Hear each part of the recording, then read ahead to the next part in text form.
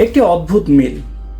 পৃথিবীর তিনটি ভিন্ন ভিন্ন মহাদেশের তিনটি ভিন্ন প্রাচীন স্থাপনা, ইজিপ্টের পিরামিড অফ গিজা, মেক্সিকোর তেতিওহুয়াকান এবং ক্যাম্বোডিয়ার অ্যাংকর ওয়াট পিরামিড। এই তিনটি পিরামিডই এমনভাবে তৈরি করা হয়েছে যেন এরা অ্যালাইন করে আমাদের মহাকাশের ওরাইন্স বেল্ট নামের তিনটি তারার সাথে। আজকের পর্বে আমরা ওরাইন্স বেল্ট আর এই তিনটি স্থাপনা কি একে অপরের সাথে কানেক্টেড, অর্থাৎ ওরাইন্স বেল্ট কিভাবে এই তিনটি মহাদেশের এই তিনটি দেশকে একই সাথে কানেক্ট করেছে, এই বিষয়ে আমরা ডিসকাস করব। এটা কি আসলেই কোনো কোইন্সিডেন্স নাকি এর পিছনে আছে অদ্ভুত কোনো রহস্য? তাহলে ওয়েলকাম টু মেহেদিস প্যারাডক্স। আজকের পর্বে আমরা এই বিষয় নিয়ে ডিসকাস করব যে আসলেই কি ওরাইন্স বেল্ট তিনটি প্রাচীন দেশ ইজিপ্ট, মেক্সিকো এবং ক্যাম্বোডিয়াকে কোনোভাবে কানেক্ট করে। তাহলে চলুন শুরু করা যাক। আকাশের জনপ্রিয় কনস্টেলেশন হচ্ছে ওরাইন, আর এইখানের তিনটি আইকনিক তারা আনলে নাম, আনলে টাক অ্যান্ড মিনটাকা তিনটি সরল লাইনে সাজানো থাকে, আর একেই বলে ওরাইন বেল্ট। অনেক রিসার্চারদের মতে আমাদের প্রাচীন যুগের মানুষরা এগুলোকে শুধু কনস্টেলেশন হিসেবেই দেখেনি, এগুলোকে এক ধরনের সেলেস্টিয়াল ম্যাপ হিসেবে দেখেছেন, আর ওই মানচিত্রের ছবি তারা প্রাচীন স্থাপনার মাধ্যমে তুলে ধরেছেন। এবার প্রথমেই আসি ইজিপ্টের পিরামিড অফ গিজাতে।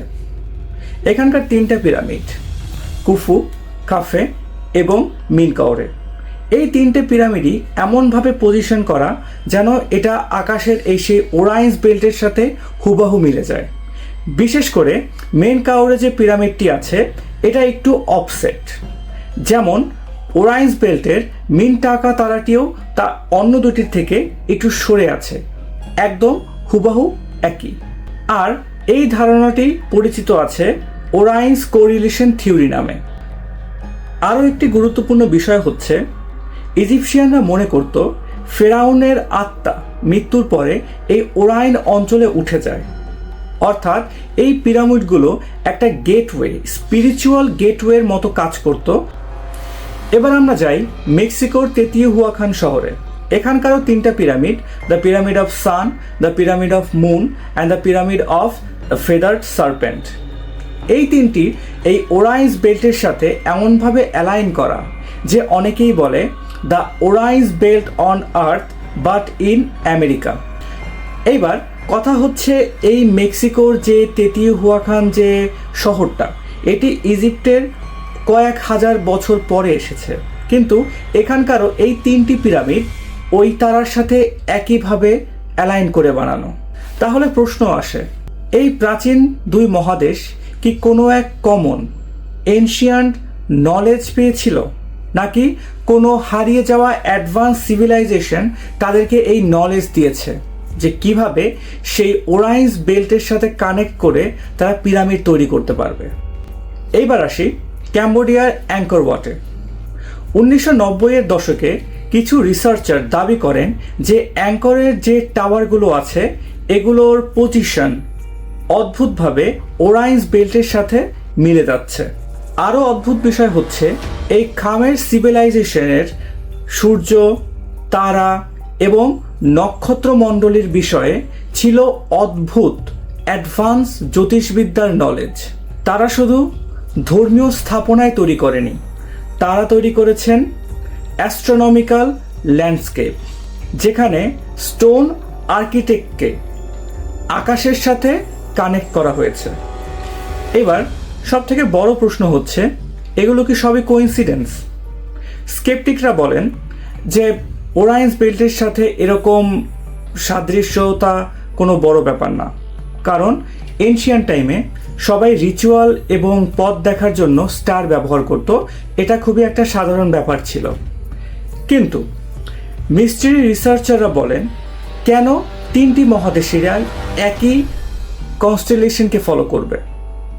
তার উপরে এই তিনটি মহাদেশের তিনটি দেশের সভ্যতা, ল্যাঙ্গুয়েজ এবং টাইমলাইন সবই আলাদা ছিল। তাহলে তারা কেন এই একটি কনস্টেলেশনকেই ফলো করবে?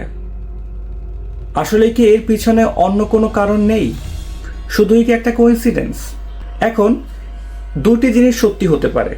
প্রথমটি হচ্ছে যে প্রাচীন যুগে কোনো এনশিয়ান গ্লোবাল সিভিলাইজেশন ছিল যাদের নলেজ সমস্ত পৃথিবী জুড়েই ছড়ানো ছিটানো ছিল, অথবা বাহিরের কোনো এলিয়ান সিভিলাইজেশন আমাদের এই ওরাইন্স বেল্টের ব্লুপ্রিন্ট ফলো করা শিখিয়ে গেছে।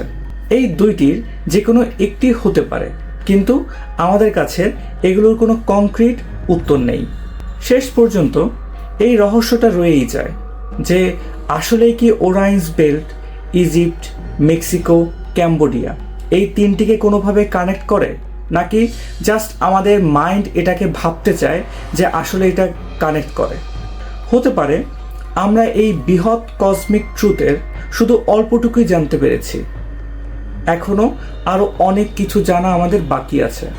হতে পারে পৃথিবীর অন্যান্য দেশেও এরকম পিরামিড রয়েছে যারা এই তিনটি তারার সাথে কানেক্টেড।